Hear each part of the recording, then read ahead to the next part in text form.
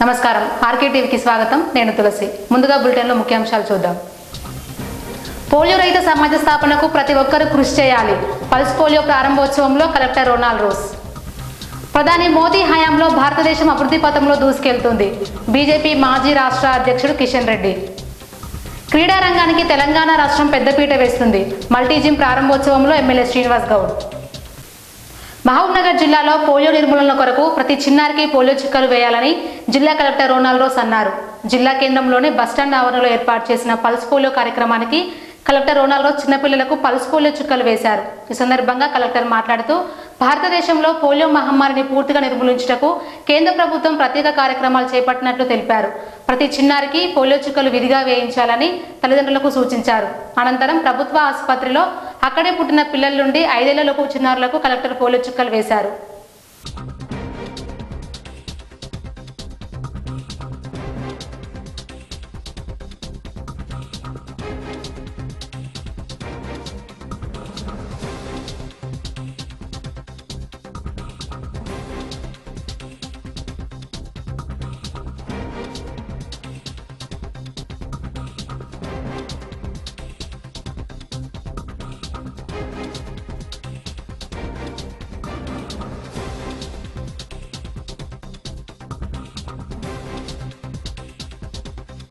ప్రధాని మోదీ నాయకత్వంలో దేశం అభివృద్ధి పథంలో దూసుకెళ్తుందని బీజేపీ శాసనసభ పక్ష నేత కిషన్ రెడ్డి అన్నారు జిల్లా కేంద్రంలోని అన్నపూర్ణ గార్డెన్లో ఏర్పాటు చేసిన బీజేపీ జిల్లా కమిటీ ప్రమాణ స్వీకారానికి ఆయన ముఖ్య అతిథిగా హాజరై మాట్లాడారు కేంద్రం ప్రవేశపెడుతున్న పథకాలను ప్రజలకు వివరించాలని కార్యకర్తల వద్ద ఉన్న పెద్ద ఆయుధం మోదీ అభివృద్ధి అని వివరించారు అవినీతి నల్లధనాన్ని నిర్మూలించేందుకే పెద్ద నోట్ల రద్దు చేశారని అన్నారు మోదీ నిర్ణయంపై ప్రతిపక్ష నేతలు తప్పుడు ప్రచారం చేస్తున్నారని మండిపడ్డారు 3 ఏళ్లలో దేశంలో అవినీతి పూర్తిగా తగ్గిపోతుందని విశ్వాసం వ్యక్తం చేశారు పేదరిక నిర్మూలన ఆర్థిక అసమానతలకు ప్రధాన కారణం కాంగ్రెస్ అని దుయ్యబట్టారు కేంద్ర ప్రభుత్వం వ్యవసాయ రంగానికి అధిక ప్రాధాన్యతను ఇస్తుందని అన్నారు రైతులకు ఎరువుల ధరలు నియంత్రించిన ఘనత మోదీకే దక్కుతుందని అన్నారు తెలంగాణ రాష్ట్రం సాధించడంలో బీజేపీ పార్టీ ప్రధాన భూమిక పోషించిందని గుర్తు చేశారు కేంద్ర ప్రభుత్వ పథకాలను ప్రజల్లోకి తీసుకెళ్లాల్సిన బాధ్యత పార్టీ కార్యకర్తలు నాయకులపై ఉందని తెలిపారు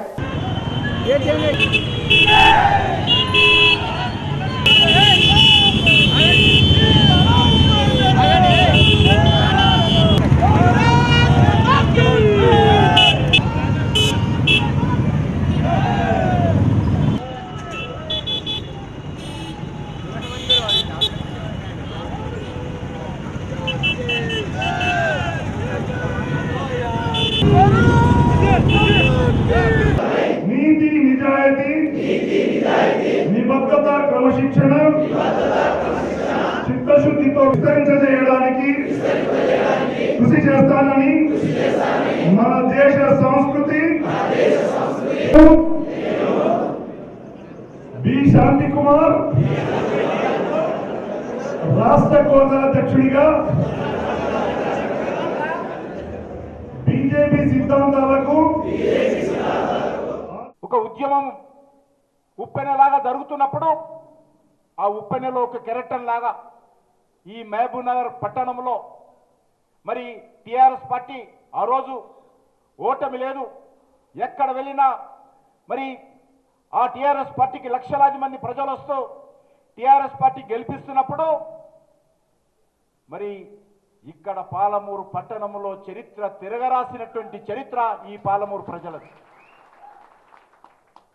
టిఆర్ఎస్ పార్టీని ఆ రోజు మట్టి కరిపించారు కాంగ్రెస్ పార్టీని మట్టి కరిపించారు తెలుగుదేశం పార్టీని మట్టి కరిపించి భారతీయ జనతా పార్టీని పాలమూరులో గెలిపించినటువంటి రోజు నేను ఎప్పుడు మర్చిపోలేనని సందర్భంగా మనయేస్తాను అనేక మంది ఉద్యమకారులు తెలంగాణ కోసం ఆత్మబలిదానం చేసుకున్నారు కాంగ్రెస్ పార్టీ తెలంగాణ ఇవ్వలేనటువంటి ఆలోచనతో ఆత్మ బలిదానం చేసుకున్నటువంటి సమయంలో భారతీయ జనతా పార్టీ నేతృత్వంలో మరి సుష్మా స్వరాజ్ గారిని ఈ యొక్క పాలమూరు పట్టణానికి తీసుకొచ్చి బ్రహ్మాండమైనటువంటి బహిరంగ సభ పెట్టడం జరిగింది చివరకు భారతీయ జనతా పార్టీ నేతృత్వంలో తెలంగాణలోని అన్ని జిల్లాలలో అన్ని అసెంబ్లీలో పర్యటించడం కోసం తెలంగాణ పోరు యాత్రకు ఈ యొక్క కృష్ణమ్మ తల్లి కృష్ణానది మొట్టమొదటిసారిగా తెలంగాణకు అడుగు పెడుతున్నటువంటి మహబూబ్నగర్ గ్రామంలోని మక్తల్ అసెంబ్లీలోని కృష్ణా గ్రామంలో ఏదైతే తెలంగాణ తల్లి అడుగు పెడుతుందో ఆ గ్రామం నుంచే తెలంగాణ పోరు యాత్ర ప్రారంభించి ఆ పోరు యాత్ర చివరకు పార్లమెంటు వరకు వెళ్ళి తెలంగాణ బిల్లు పాసు చేయించే వరకు కూడా భారతీయ జనతా పార్టీ కార్యకర్తలుగా నిద్రపోకుండా ఆ రోజు ఉద్యమానికి కీలక పాత్ర పోషించినటువంటి చరిత్ర ఈ పాలమూరు జిల్లాకున్నదనే విషయాన్ని సందర్భంగా మనం చేస్తాను. ప్రధానమైనటువంటి 3 అంశాలు. ఈ దేశంలో అవినీతి పోవాలి, ఈ దేశంలో ఒక సమర్థవంతమైనటువంటి పరిపాలన రావాలి, ఈ దేశంలో అధిక ధరలు తగ్గాలి. ఈ ప్రధానమైనటువంటి 3 అంశాల మీద ఎన్నికలు జరిగాయి. ఈరోజు 2.5 సంవత్సరాలు అయింది మన ప్రభుత్వం వచ్చి. మనము పాలమూరులో గెలవకపోయినా, తెలంగాణ జిల్లాలో గెలవకపోయినా దేశ ప్రజలు నరేంద్ర మోడీ గారి నాయకత్వంలో భారతీయ జనతా పార్టీకి పట్టం కట్టారు. ఈ 2 సంవత్సరాల్లో ఈరోజు భారతీయ జనతా పార్టీ కార్యకర్తలుగా గుండెల మీద చేయి పెట్టుకొని ధైర్యంగా మనం చెప్పాలి ప్రజలకు, మేము 2.5 సంవత్సరాలైంది. ఈ 2.5 సంవత్సరాలలో ఏ ఒక్క అవినీతి లేకుండా, ఏ ఒక్క కుంభకోణం లేకుండా, స్వాతంత్రం వచ్చిన తర్వాత అటల్ బిహారీ వాజ్పేయి పరిపాలన తర్వాత అదే రకమైనటువంటి నీతివంతమైనటువంటి ఒక సమర్థవంతమైనటువంటి పరిపాలన ఈరోజు భారతీయ జనతా పార్టీ నేతృత్వంలో 2014లో ప్రజలు ఇచ్చినటువంటి తీర్పుకు అనుకూలంగా మేము పరిపాలన చేస్తున్నాం. ఈరోజు బీజేపీ కార్యకర్తలుగా మనం గౌరవపడాలి. ఒక నీతివంతమైనటువంటి పాలన, ఒక అవినీతి రహితమైనటువంటి పరిపాలన నరేంద్ర మోడీ గారి దేశ ప్రజలకు ఇస్తారు. అప్పుడు ఏం జరిగింది? యూపీఏ హయాంలో మనం కూడా చూసాం. మన రాష్ట్రంలో ఏం జరిగింది, దేశంలో ఏం జరిగింది, ఎన్ని కుంభకోణాలు. ఏ టీవీ చూసినా, ఏ పేపర్ చూసినా ప్రతిరోజు కుంభకోణాలే. కుంభకోణాలు లేనటువంటి రోజు, అవినీతి చరిత్ర లేనటువంటి రోజు కాంగ్రెస్ హయాంలో లేదు. కానీ ఈరోజు నరేంద్ర మోడీ గారి నేతృత్వంలో ఏ రకమైనటువంటి అవినీతి లేనటువంటి పరిపాలన ఈరోజు నరేంద్ర మోడీ గారు ఇచ్చారు. అది మొట్టమొదటి విజయమని సందర్భంగా మనం చేసుకోవాలి. ఈరోజు కేసీఆర్ గారు అంటున్నారు తెలంగాణలో విద్యుత్ ఇచ్చాను. మనం తెలుసుకోవాల్సిన విషయం ఒకటి ఉంది. తెలంగాణ రాష్ట్రమే కాదు, ఆంధ్ర రాష్ట్రమే కాదు, ఒరిస్సా కాదు, మహారాష్ట్ర కాదు, మధ్యప్రదేశ్ కాదు, ఉత్తరప్రదేశ్ కాదు, బీహార్ కాదు, ఈ దేశంలో ఏ రాష్ట్రానికి వెళ్ళినా కూడా కావలసినటువంటి విద్యుత్తు ఈరోజు రైతాంగానికి, పట్టణ ప్రాంతాలకు ఇస్తున్నటువంటి చరిత్ర నరేంద్ర మోడీ. ఏంటంటే మనం ఇచ్చినటువంటి డబ్బు కేసీఆర్ ఇంకా ఇవ్వలేదు, వేరే ఖర్చులు వాడుకుంటున్నారు. ఆ డబ్బు ఇంకా రైతులకు చేరలేదు. అంతేకాకుండా నష్టపరిహారం కూడా 50% పెంచడం జరిగింది అన్ని రకాలుగా. ఈరోజు వ్యవసాయ రంగాన్ని ఆదుకునేటువంటి ప్రయత్నం, అధిక ధరలు తగ్గించేటువంటి ప్రయత్నం, అవినీతిని తగ్గించేటువంటి ప్రయత్నం, ఒక సమర్థవంతమైనటువంటి పరిపాలన ఇచ్చేటువంటి ప్రయత్నం, భారతదేశ గౌరవాన్ని ప్రపంచంలో నిలవడించేటువంటి ప్రయత్నం. అంతేకాదు ఎప్పుడైనా పాకిస్తాన్ వాళ్ళు వచ్చి భారతదేశం మీద అనేక ఉగ్రవాద కార్యక్రమాలు చేసేవాళ్ళు.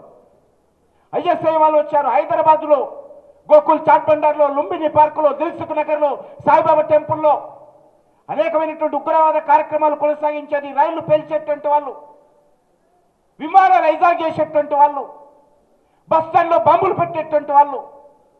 అటువంటి పరిస్థితి ఈరోజు తగ్గుముఖం పెట్టింది. దానికి అనేక రకాలుగా చర్యలు తీసుకున్నాం.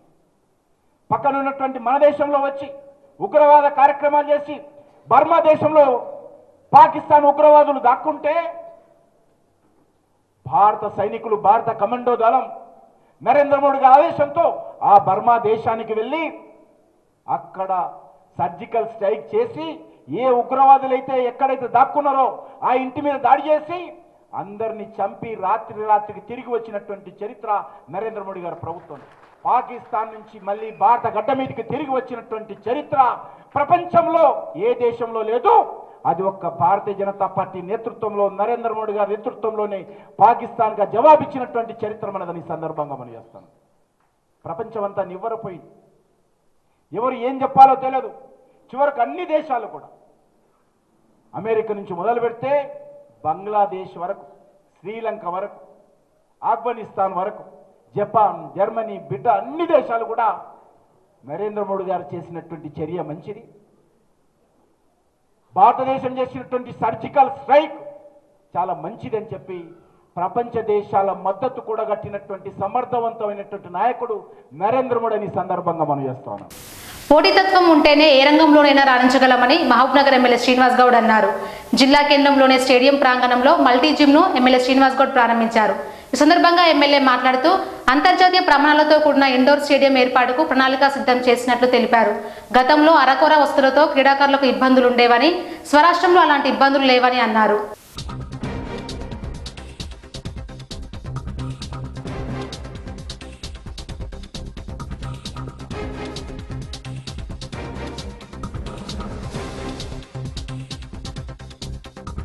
కనీస వసతులు కూడా లేకుండే చిన్న చిన్న వ్యాయామశాలలు ఉండేవి. అప్పట్లో మా గురు సుధాకర్ రెడ్డి గారు, లక్ష్మణ్ గారు కొంతమంది హనుమాన్ వ్యాయామశాల చేసి ఎక్సర్సైజ్ చేస్తే వాళ్ళని చూసి అందరూ రే మనం కూడా ఇట్లా తయారు కావాలని అని చూసి మురిసిపోయేది. ఎలాంటి వసతులు లేనప్పుడు నిజంగా ఆ రోజే ఈ వసతులు ఉంటే వీళ్ళందరూ కూడా ఇంటర్నేషనల్ లెవెల్లో కూడా అయ్యేటువంటి వాళ్ళు. ఇన్ని సౌకర్యాలు ఉన్నాయి. అరకూర సౌకర్యాలు ఉన్నందుకు ఈ క్రీడలో ఉన్నటువంటి వాళ్ళకు అంత గుర్తింపు రాలేదు. ఇంత కష్టపడ్డా కబడ్డీ తర్వాత వాలీబాల్ ఇంకా అన్ని క్రీడల్లో కూడా జాతీయ స్థాయిలో ఇక్కడ క్యాప్టెన్స్గా పనిచేసినటువంటి ఇది ఉంది. ఈ క్రీడలో ఈ బాడీ బిల్డింగ్ లేకపోవడం అనేది వసతులు లేకపోవడం.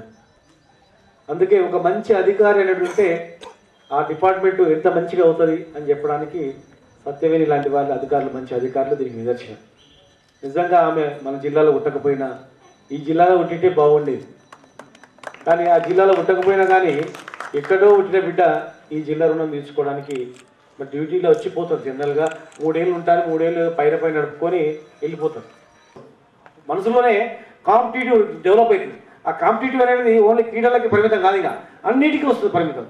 నేను ఫస్ట్ రావాలి, నేను సెకండ్ రావాలి, నేను ముందుకు పోవాలి, నేను మంచిగా కావాలి అనేటువంటి ఆలోచన వస్తుంది.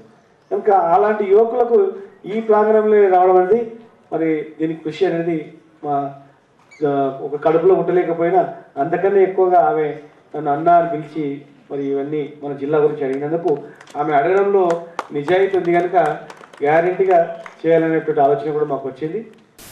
మహిళలు స్వయం ఉపాధిని ఏర్పరచుకొని ముందుకు సాగాలని ఎమ్మెల్యే శ్రీనివాస్ గౌడ్ అన్నారు.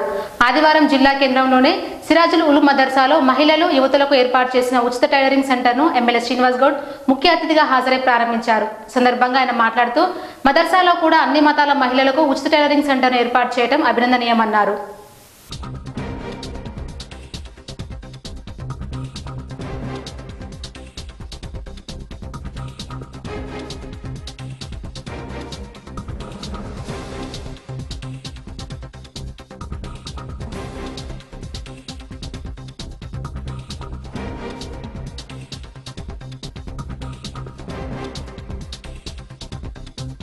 बिस्मिल्लाहिर्रहमानिर्रहीम। जामिया इस्लामिया सिराजुल उलूम महबूबनगर की जानिब से और आसिम और एहसान ख़ान की तवस्सुत से मदरसे में एक टैलेंटिंग सेंटर शुरू किया गया है। फ्री है।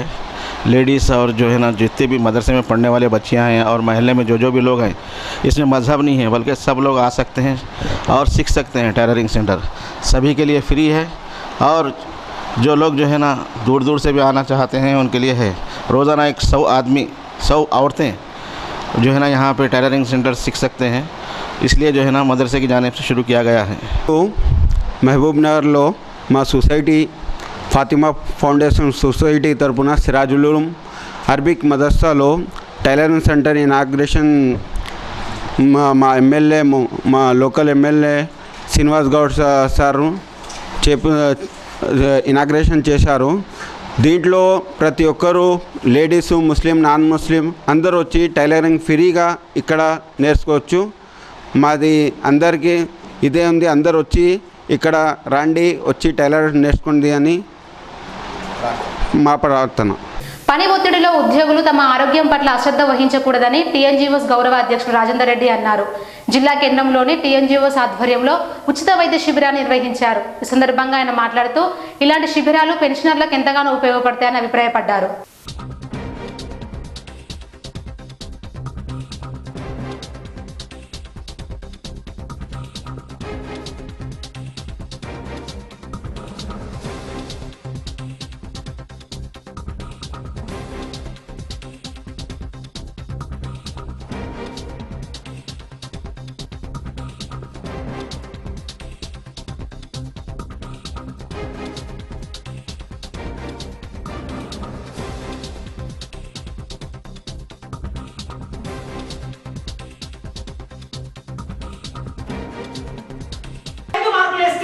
వీళ్ళు ఎక్కడ ఎగ్జామ్ రాసి లెక్చరర్లు అవుతారు అని చెప్పి అక్కడితో ఆపేస్తారు.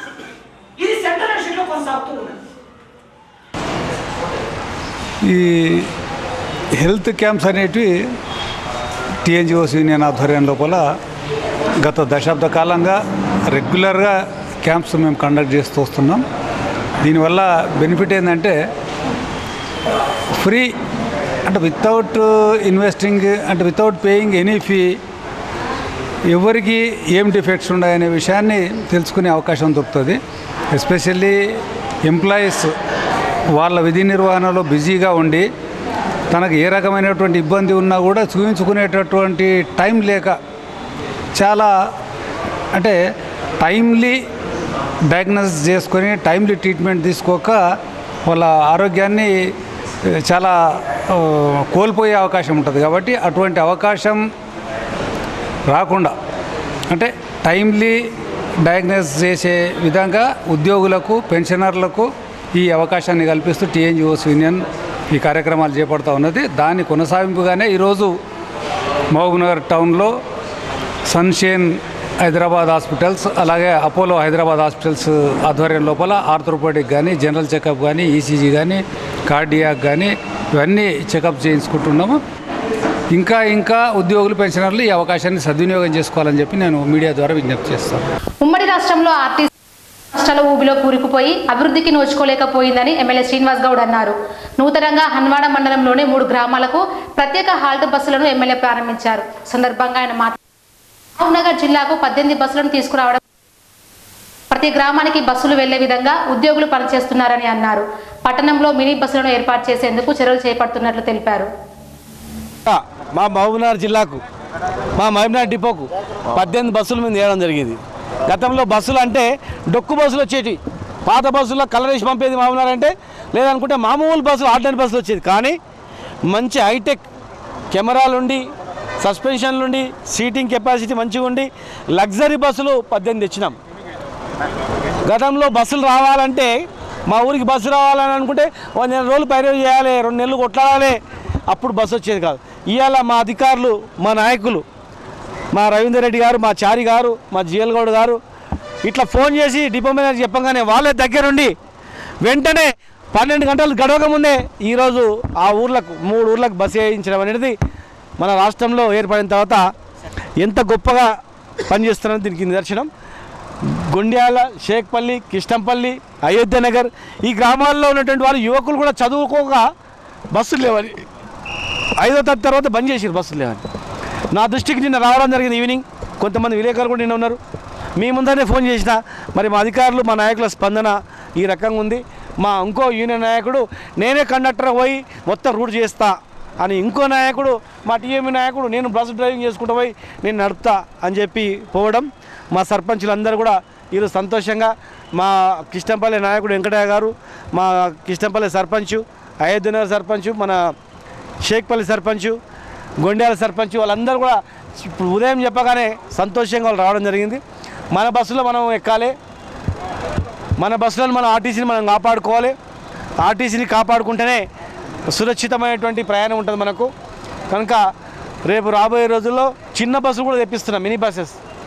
ఆ మినీ బస్సెస్ కూడా మన్నెంకొండ దేవస్థానానికి, తర్వాత పిల్లల మరి అదేవిధంగా అప్పనపల్లి దగ్గర ఉన్నటువంటి వనం హరితవనం నుంచి మిగతా ప్రాంతాల్లో కూడా అన్ని ప్రాంతాలకు తీసుకెళ్ళేటట్టు మేము చేస్తాం. జహాంగీర్ పీర్ దర్గా ఉంది, అక్కడికి పోవడానికి, ఇక్కడ నుంచి అన్ని ప్రాంతాలకు పోయడానికి, అన్ని మతాల వరకు పోయడానికి మేము అన్ని ఏర్పాట్లు చేస్తాం ప్రయాణికులకు. బులెటిన్ ముగించే ముందు ముఖ్యాంశాలు మరోసారి. పోలియో రహిత సమాజ స్థాపనకు ప్రతి ఒక్కరూ కృషి చేయాలి. పల్స్ పోలియో ప్రారంభోత్సవంలో కలెక్టర్ రొనాల్డ్ రోస్. ప్రధాని మోదీ హయాంలో భారతదేశం అభివృద్ధి పథంలో దూసుకెళ్తుంది. బీజేపీ మాజీ రాష్ట్ర అధ్యక్షుడు కిషన్ రెడ్డి. క్రీడా రంగానికి తెలంగాణ రాష్ట్రం పెద్దపీట వేస్తుంది. మల్టీ జిమ్ ప్రారంభోత్సవంలో ఎమ్మెల్యే శ్రీనివాస్ గౌడ్. ఇవి ఈ రోజు వార్తల్లోని విశేషాలు. మరిన్ని వార్తల కోసం చూస్తూనే ఉండండి ఆర్కే టీవీ. ప్రతి దృశ్యం ప్రజాపక్షం.